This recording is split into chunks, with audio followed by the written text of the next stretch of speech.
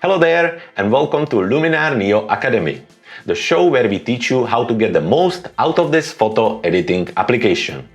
Now, if you've never been here before, my name is Jacob Bors and I'm a creator and founder here at Clever Photographer. Now, before we're going to start, I have a few things I want to cover. First of all, at the end of the video, we're going to give you access to our popular Luminar NEO shortcut cheat sheet. So if you want to get that, make sure you stay until the end. Also, if you want to follow me along and do the edit on your own computer, make sure that you jump into the description, click on the link there and download the sample files. Also, if you do not own Luminar NEO, make sure you use the link in the description together with the discount code so you can get the best deal on your new purchase. And finally, we would like to ask you to please like, comment and share on this video. And also don't forget to subscribe to our channel so we can keep creating content like this. In this tutorial, I'm going to show you how to create and edit panorama images in Luminar NEO. Now, over the last few months, I've been asked so many times about how I stitch my panoramas together for Luminar NEO and how I edit them. Of course, that if you own Lightroom or Adobe Camera Raw or Affinity Photos, your solution is there, it's really simple and you should continue doing it there. However, if like many others you purchase Luminar NEO as a standalone application and you don't want to spend additional money, I have a solution for you regardless if you're Windows or Mac users. So we have a lot to do, so let's jump straight into the application and start. Now, as you can see, once again, we are in Luminar NEO and a catalog module. We are starting by looking at the sample files. Now, as always, if you want to follow me along, there is nothing easier to do than jump into the description of the video, follow the link there and head into our Dropbox account. From there, you can download these sample files and do the edit on your own computer. To make a full proper edit, I prepared 8 raw files that are ready to be edited and stitched. So let's talk about the workflow. Now we have the raw files ready. So first what we're going to do, we're going to develop them. After that, we're going to export them in the quality you want. We can export them as a JPEGs or TIFF files or whatever format you prefer. I suggest you to export it as high as you can. Once we export them, we're going to use a free software called Hugin. Hugin is an excellent panorama stitching software that is available for Windows and Mac users.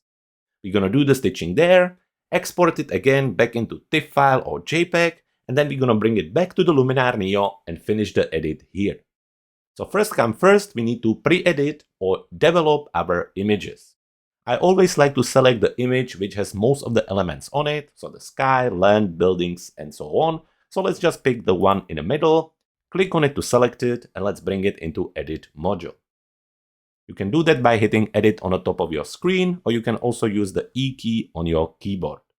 Once we're here, because we are using raw file, we have the Develop Raw tool ready in our main toolbar.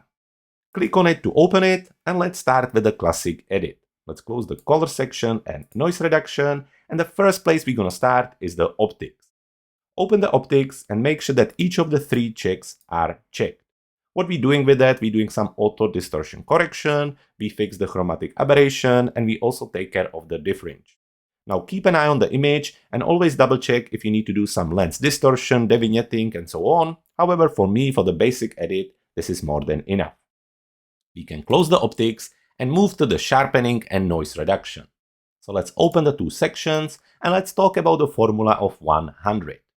First thing first, we need to zoom into 100%, and you can do that by using Command or Ctrl+, or you can use the zoom shortcut at the bottom of your screen and just select the 100%. After that, navigate to the area where there are some darker parts as well as a little bit of the sky. Keep an eye on the noise, and once you're happy, you just decide how much you want to enter. So for me, there is not much noise there, so maybe just something around 15 should do the job, 15 or 20. So now we have a luminosity on 15. So imagine the number 100 now. So you have a number 100 minus the amount on luminosity, that is 15, and the result is 85. So that number of 85 is how much we're going to enter in our sharpening. So we're going to go to the sharpness, sharpen slider, and enter the 85. Once we're done with it, we just need to apply some masking. So for that, we can zoom out again. And remember that while we're applying the sharpening, it applies it everywhere on the image. regardless if there are some edges, details, or texture. To avoid that, we're going to use the masking, and generally the good number for the masking is somewhere between 60 or 70. So that way now we're applying sharpening only to the areas with the edges and details. So this is it for the sharpening and noise reduction, and now we can close this section and move to the top of the tool. From there, we can choose different camera profile. However, I think for this example, we can stick to the Luminar default. Close it, and now we're going to take care of the light and blacks and whites. So starting with the exposure, leave it for the time being, we can edit that later. With the smart contrast, we'll come back to it once we take care of the highlights and shadows. So with the highlights and shadows, keep an eye on the image and let's bring some of the highlights down. I like to bring some of the details back in the sky, so let's go to somewhere around maybe -50. After that, we're gonna move to the shadows. With the shadows, we're looking at the darker parts of the image and we want to have details visible. So let's open the shadows by going towards the right. Now you don't want to overdo it, you don't want to make it crazy. So again, just somewhere around 50 or maybe just 40 is more than enough. Now it's time to take care of the blacks and whites. For this, hit J on your keyboard to open the clipping mask. And now let's take care of the whites. When you really push the whites, you will see that you will get this red overlay. This red overlay means that that area is overexposed, completely white, and we lost all the details there. So now you need to take the slider and bring it down until all the red disappears. Once we set with the whites, it's time to look at the blacks. Similarly to the whites, when you push the blacks all the way, you will start to get this blue overlay. That again means that these areas are 100% black and there are no details in them. So we need to back the slider up again until we see a reasonable result. I think this is quite good. I think maybe the whites are a little bit too strong still. Once we're happy, we are done. We can close the black and whites and we can come back to our light section. In the light section, as I say, I don't really want to do anything with the exposure. However, a little bit of the smart contrast always helps. Once we finish, we can close the light section and finally move to the color. Open the color section and it's here where we're going to choose our white balance. Now we have two different options. We can use the presets or we can use the temperature and tint sliders. Don't forget that with the temperature slider, we can manually adjust the warmth or the coolness of the image. And with the tint, we can add some magenta or we can add some green tint. Simply reset the sliders by double-clicking on them. And let's go into our presets. In the presets, we're starting by looking at S-shot. So that's the details received by the camera. After that, we have a choice of daylight, which is quite nice, but it's a little bit green. Then we have the cloudy, which is looking a little bit better, still quite green for me, or shade, and so on. So for us, let's go back to maybe daylight. And what we want to do, we want to add some magenta because we can see lots of green coming through and maybe warm up the overall image a little bit, just somewhere around here. Maybe it's too much. Once we're happy with it, that's it. Now finally, saturation and vibrance. The image looks a little bit faded out, so we can push a little bit of vibrance through. And if anything, we can actually add a little bit of saturation as well. Now that's it for the Develop Raw tool. We can close the color section, close it to apply it, and that's that for the basic development. We could continue if we would want to. We could add some structure AI, play around with the details, maybe HSL panel. But I think for this example, where we're going to focus on a panorama, we are done. So what now? Now we need to go back to our catalog module and we need to apply the same setting we have created on this image to the rest of our images. So for this, just use Command or Control A and select all the images in this library. After that, right-click on the image and go into the Adjustments and click on Sync Adjustments. You can also use Shift Command S for this. Click on it and just wait a second for it to apply to all the images. Once the edit is applied to all the images, we can now export them. Right-click on the image and select Export. With a new window, you need to navigate towards the location where you want to export the files and most importantly, set up the export format. For this, click on Options and here set up how you want to export your image. Now normally I would go for the TIFF file, so I would set sharpening to none, resize to original, color space as RGB, format TIFF, no compression, 16-bit on the depth, and 300 pixels on inch. I would uncheck the Save Transparency and save it. However, as I don't want to take too much of your time, For this example, we're just gonna turn them to JPEGs. So for this, click on Format, select JPEG, and make sure that your quality slider is on 100%. All the rest stay the same, so once you're happy, you just hit Save. So now it's gonna start the exporting, and as it is 8 large files, it may be going to take a while. So take a break, go for a coffee, and when you finish, come back and we're gonna continue. So we are done developing the files, we have exported them, and they are ready for the stitching. So as I mentioned on the beginning, for the stitching, we're gonna be using the free software called Hugin. I'm on their website right now. Don't worry, I'm not sponsored by them or anything like that. It's just that I was looking for a free solution that is really good and powerful. So this software on the website called hugin.sourceforge.io is excellent software that is really handy for large panoramas, small panoramas, whatever you like. Additional bonus is that it's also available in many different languages, everything from Portuguese all the way to Ukrainian. So once you're ready, all you need to do is to click on Download. That will bring you to the download section, and here click on Get Hugin Now. That will bring you to the download website where you will be able to download the software based on your system. Once you have it downloaded, simply install it, and then we can start to use it. So here we are, we have the application installed and ready to be used. So we are already in it, and as you can see, it's looking a little bit intimidating. However, don't worry, it's super simple. Now, of course, it's really powerful, and if you want to make it complicated, you can. However, trust me, follow me, and it will be easy. So first, you want to make sure that you are on the Assistant tab. So just select it. Once you're there, we're going to follow 3 simple steps. Load images, align them, and create panorama. So first come first, we're going to load the images. So click on the button, and then navigate towards the location where are your images. In our case, the JPEG. Let's select them, all except the panorama. We have 8 images, and once we have them, we just click on Open. It takes a few seconds, they're gonna load in, and you can see them already in a line here. Now once you finish with this, you're gonna go into the lens type.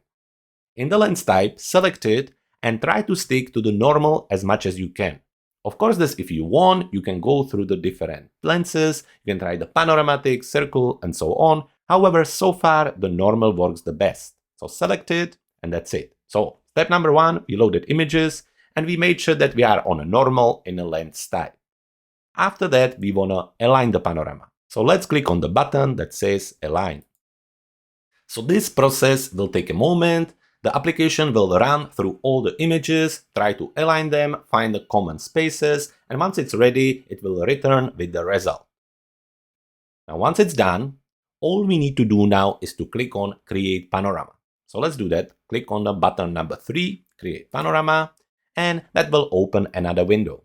On this window, we can choose the width, height, and the format. So let's go easy. I think something like 10,000 pixels is more than enough. And after I select it, it automatically adjusts the height for us.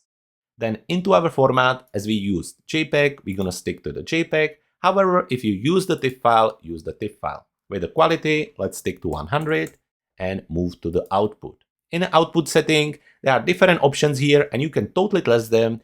However, stick to the exposure fuse from stacks as it works most of the time. Once you're done, just click on OK. After that, we get a little tip. And the next step is to actually save the project. So what we're working on. So let's just call it Czech Republic Pano. We can select the location if we want to. However, I just want to save it in the same location. Click on Save. And in the next step, you will be able to adjust the name of your new file. So we're going to call it Clever Photographer Pano Tutorial. Once we're happy, again, we can choose the location and then just click on Save. Now it's going to run through the script and create the panorama for us. So as you can see, the stitching and exporting is done, and it really didn't take more than 1 or 2 minutes. Once it's finished, we can now import it back to Luminar NEO and continue there. So now we are back in Luminar NEO and we have our image here. So let's click on it to select it and bring it into the edit module so we can see the result. Now the result is really cool. I'm really happy with what it done. All the images are together. There are not really broken details or overlappings, and it's looking great. So let's do a little edit to it before we're gonna finish. First come first, I will go into the crop AI and really just crop it to something that we like.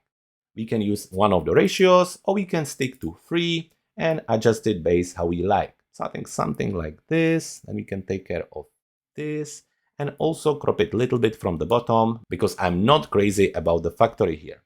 Once we're happy, we just hit enter, or we can click on the apply button. That will do the cropping, and now let's continue. So as I mentioned, I'm not crazy about the factory here, so let's use the erase tool and take care of it. Now use the brush, make sure that you want to select, and really just paint over the area that you want to remove. So in our case, something like this. Once we're happy, we click on erase. There you have it. That's the factory gone. You can close it and continue.